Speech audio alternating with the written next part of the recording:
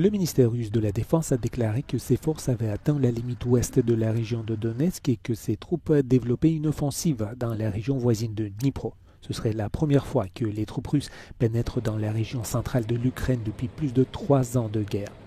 L'état-major ukrainien a promptement démenti ces informations.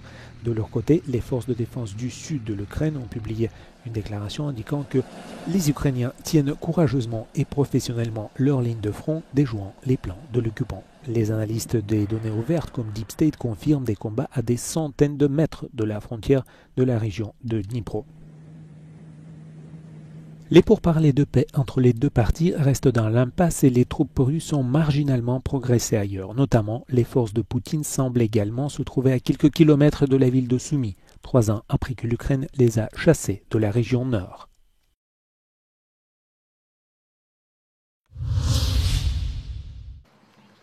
Les Italiens votent ce dimanche et jusqu'à 15h lundi sur des référendums qui faciliteraient l'obtention de la citoyenneté pour les enfants nés en Italie de parents étrangers et sur une meilleure protection de l'emploi. Cependant, le manque apparent de sensibilisation du public risque d'invalider le vote si la participation est insuffisante. Il faut qu'au moins 50% plus 1 des électeurs éligibles aient voté. Les défenseurs de la modification de la loi sur la nationalité affirment qu'elle aidera les Italiens de deuxième génération nés en Italie de parents non ressortissants de l'Union européenne à mieux s'intégrer dans une culture qu'ils considèrent déjà comme la leur. Les partis majoritaires se sont opposés au référendum et certains représentants du gouvernement conservateurs et traditionnalistes ont exhorté les citoyens à ne pas se rendre aux urnes. Les analystes estiment en fait que le vote est un test pour l'exécutif de Giorgia Meloni. Si les nouvelles règles sont adoptées, elles pourraient affecter environ 2,5 millions de ressortissants étrangers qui luttent pour être reconnus comme citoyens italiens.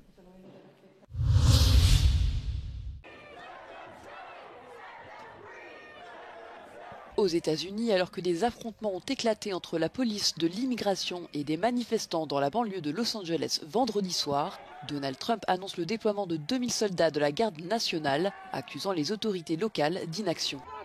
Le ministre de la Défense, Pete Hegseth, a pour sa part brandi la menace d'un recours à l'armée régulière, basée non loin de Los Angeles.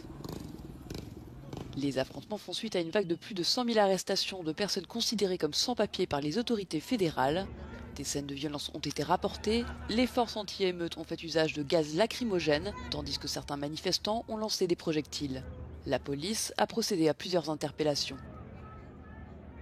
La décision de Donald Trump survient alors même que la situation semble en voie d'apaisement selon la police de Los Angeles. Le gouverneur de Californie, Gavin Newsom, accuse le gouvernement fédéral de vouloir délibérément créer le chaos pour envenimer la situation. La maire de Los Angeles, Karen Bass, a quant à elle dénoncé une intervention injustifiée, estimant qu'elle ne fait que renforcer la peur au sein des communautés locales.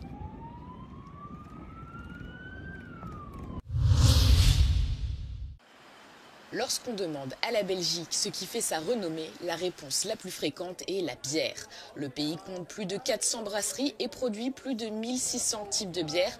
Toutefois, au cours des 10 dernières années, la consommation de la boisson houblonnée a diminué. Selon un rapport annuel de l'Association des brasseurs belges, la consommation totale de bière devrait encore chuter de 2% en 2024. L'association affirme que cette baisse est le résultat de coûts élevés, d'une compétitivité réduite, d'un changement des habitudes de consommation et de l'instabilité géopolitique. Je pense qu'il y a pas mal de mesures qui incitent le citoyen à consommer de moins en moins d'alcool d'une manière générale, notamment celles qui ont trait à la sécurité routière. J'habite en Belgique depuis 12 ans et j'ai l'impression que le prix de la bière a quand même doublé depuis. C'est aussi une question de santé, je crois, parce qu'il y a, et de goût, parce qu'il y a beaucoup de gens... il y a 5 ans, il y avait une bière sans alcool, maintenant il y a 6. Il n'y a pas que la Belgique, les brasseurs européens sont confrontés à un déclin à long terme car l'Union européenne a connu une baisse de la demande de bière alcoolisée.